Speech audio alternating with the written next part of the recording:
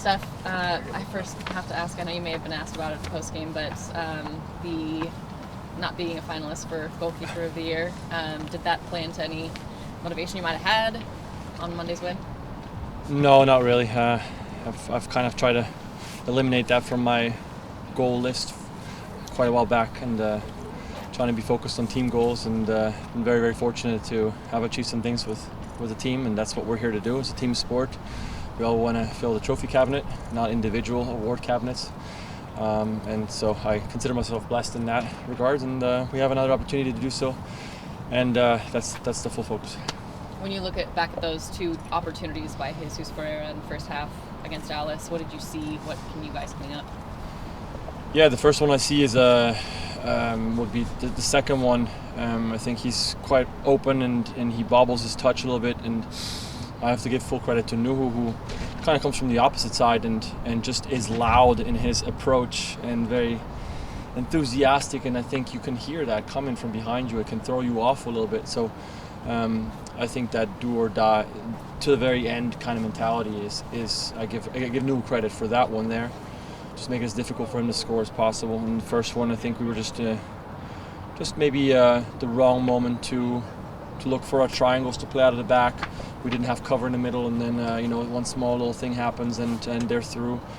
And I just try to come close, make myself as compact as possible. Kind of at the end, saw that he was opening up with his leg, and then you just try to make yourself as compact and as big as possible, if that makes any sense. Right. So yeah, it worked out. But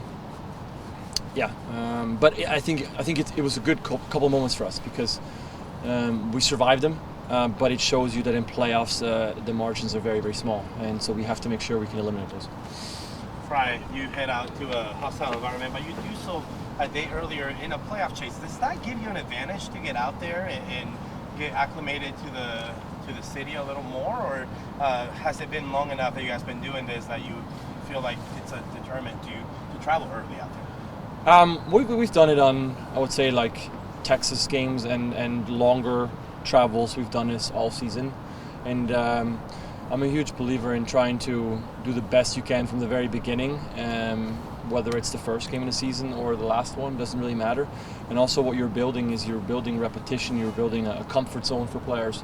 It's nothing new. Why would you throw yourself out of whack? I feel like players know what we do, we know how many meals we have, we know when you have your massage or treatment or whatever you need. We have a good training session tomorrow there. It's all kind of comforting because you've been doing the same thing throughout the season, so nothing new there.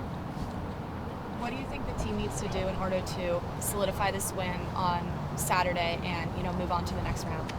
Well, first we're going to have to weather the storm because they're going to come out hot. They're going to try to overwhelm us. They're going to try to get the crowd into the game. So we're going to have to be ready for minute one to make sure that we're not going to concede on something sloppy. If it is because they're sheer brilliance, then so be it. But we better make it as damn hard as possible. And then I think once we settle into the game, we found some confidence in the last 10 games. To have possession, to be patient, when to be explosive. I think we're making those decisions much better these days than we have in the past. And when you make those decisions on how to play, that can completely change a game. It's really hard to put your finger on it when you're not making those decisions in the right time and it's not clicking. You just know it's very frustrating and everybody's trying the best that they can. But when you see it working, it's gives you a lot of confidence, gives the team a lot of confidence, and I think that's where we're at right now. So Steph, up against Ferreira in the first game, he was able to find those little pockets of space from the defense. How do you plan to organize your defense down in Dallas? I think we just it's a cat and mouse game, right? Because you're trying to stretch opponents, and the way you do that is by increasing these distances and then the ball roll. Ball never gets tired. Ball travels fastest, but you really have to make sure that you're very careful in those moments, right? Because as much as you're going to try to stretch the opponent, if in that critical moment you have a sloppy touch or a low percentage pass, it can really hurt you. So I think that's what we saw in those two instances where we maybe dodged one, but like I said, it's okay. You're never going to be perfect. I think we had a really good game overall, They're always going to have their chances. Can we make it as difficult as possible? And that's why I mentioned Nuhu there, because it seems like a lost cause where it's a 1v1, but I have players who are fighting to just breathe down a player's neck, and that's what it's going to take. So back in Last couple for Frei, guys. So back in 2015, of course the game against Dallas in the playoffs went to penalties, and it didn't end in the Sounders' favor.